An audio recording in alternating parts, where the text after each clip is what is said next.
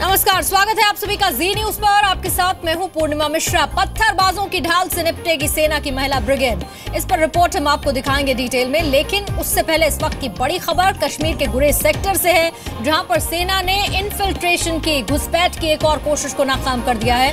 सेना ने घुसपैठ की कोशिश कर रहे एक आतंकी को मार गिराया है। मारे गए आतंकी के पास से हथियार भी बरामद हुए हैं। एनकाउंटर हुआ, एनकाउंटर के बाद तलाशी अभियान अब भी जारी है। एक आतंकी को गुरेज में सेना ने ढेर कर दिया है।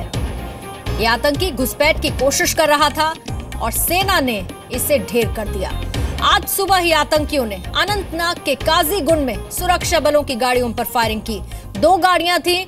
आतंकियों की फायरिंग में गाड़ी में सवार एक आम नागरिक घायल हुआ है। हालांकि आतंकी फायरिंग के बाद भाग निकले हैं। सुरक्षा बलों ने इलाके की घेराबंदी की। तलाशी अभियान अब भी चल रहा है। और वहीं दूसरी तरफ गुरेज में, जहां पर सुरक्षा बलों ने घुसपैठ करने की कोशिश कर रहे एक टेररिस्ट को मार दिया। इस पर और ज्यादा डिटेल्स मेरे सहयोगी खालिद हुसैन दे रहे हैं। खालिद, और क्या जानकारी मिल रही है? बिकॉज जगह जगह खास तौर पर इन्फिल्ट्रेशन की कोशिश हो रही है, घुसपैठ की कोशिश हो रही है और सेना अपने फुल एक्शन मोड में नजर आ रही है। देखिए, बिल्कुल पिछले अगर 3 दिनों की बात करें तो ये 6ठी इन्फिल्ट्रेशन बिड है जिसको फाइल किया गया है और अब तक करीबन 14 मिलिटेंट्स को मार गिराया गया है इन ऑपरेशंस में। आज सुबह जो गुरेज सेक्टर में इन्फिल्ट्रेशन वी आवर्स में हुई है, वो दरअसल एक मिलिटेंट्स का ग्रुप जो इन्फिल्ट्रेट करने की कोशिश कर रहा था, जैसे ही उनकी मुंह में सुरक्षा एजेंसियों को वहां पर मिली और तुरंत उनको चैलेंज किया गया और एक एनकाउंटर हुआ, जिस एनकाउंटर में एक मिलिटेंट अभी तक मारा जा चुका है और उसके पास से एक हथियार भी बरामद हुआ है, ऐसा सेना ने हमें बताया है। लेकिन काउंटर इन्फिल्ट्रेशन ग्रिड को निसंदेह ही बहुत टाइट किया गया है, जिससे पहले से इनपुट्स थे कि करीबन 200 से 250 मिलिटेंट्स लॉन्चिंग पैड्स पे तैयार हैं और जैसे ही बर्फ पिघलेगी वे इस तरफ आने की कोशिश करेंगे और ऐसा ही होता दिख रहा है। लगातार अगर हम शबसावरी रेंज के गुरेज, नवगाम, उड़ी या फिर टंगडार सेक्टर की बात करें, इन सब इलाकों में चौकसी बढ़ा दी गई है। हाई अलर्ट पर रख दिया गया है सेना को। 3 लेयर सिक्योरिटी लगा दी गई है। जो फेंस के करीब इंटरलैंड में, बस्तियों में हर जगह नाकेबंदी शुरू कर दी गई है, ताकि अगर कोई एलसी को क्रॉस भी करता है उसे इंटरनेट पे इंटरसेप्ट किया जाएगा। लेकिन जो एनकाउंटर्स हम देख रहे हैं पिछले 4 दिनों से, इनमें भारी सफलता भी मिल रही है। करीबन 14 मिलिटेंट्स अब तक मारे जा चुके हैं। भारी मिकदार में हथियार और गोला बारूद। और उस पर खालिद, सेना प्रमुख का बयान जो सेना के मनोबल को कितना ज्यादा बढ़ा रहा है, वो सेना के एक्शन में दिख रहा है जगह जगह। बहुत बहुत शुक्रिया आपका जानकारी देने के लिए। और जम्मू कश्मीर में दहशतगर्द दहशत में है, क्योंकि पिछले 13 दिन में 41 आतंकियों का अंत हो चुका है।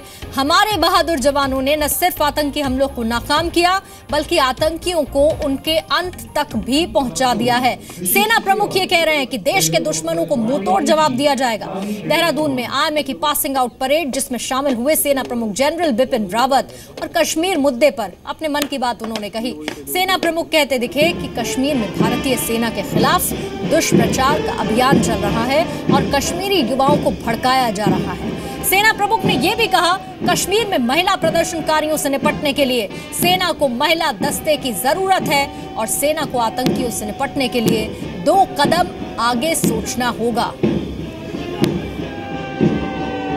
कश्मीर में जो है एक मिस इन्फॉर्मेशन या डिस इन्फॉर्मेशन कैंपेन चलाया जा रहा है, क्योंकि सोशल मीडिया के जरिए वहाँ के जो नौजवान हैं उनको भड़काया जा रहा है, उनको बहलाया फुसलाया जा रहा है, जिससे कि वो गलत रास्ते पर चल रहा है। देखिए, ऐसा है कि जो आजकल का जो आतंकवाद है और जो टेररिस्ट है, वो नई नई कार्रवाई ढूंढता रहता है किस तरह से उसने अपने को सक्षम बनाना है। हम ये चाहते हैं अगर हमारे पास मॉडर्न टेक्नोलॉजी हो तो अगर इसका सही तरीके से इस्तेमाल किया जाए तो फिर आगे के दिनों में हमारे को आवाम को इतनी तकलीफ नहीं होगी और हम भी अपने कार्रवाई में सक्षम हो सकें। हमारी जो इस वक्त ज़रूरत है वो ये है कि हमारे को रैंक एंड फाइल में, यानी कि जवानों के और हमारे जो सरदार साहिबान होते हैं, उस रैंक में भी लेडीज की जरूरत है। वो क्यों? क्योंकि हम लोग कई बार जब ऑपरेशन पे जाते हैं,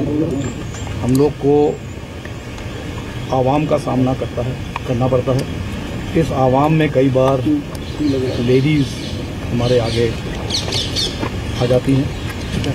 उनके साथ कार्रवाई करने में हमारे जो मेल मेंबर्स हैं उनको कभी कभी झिझक होती है।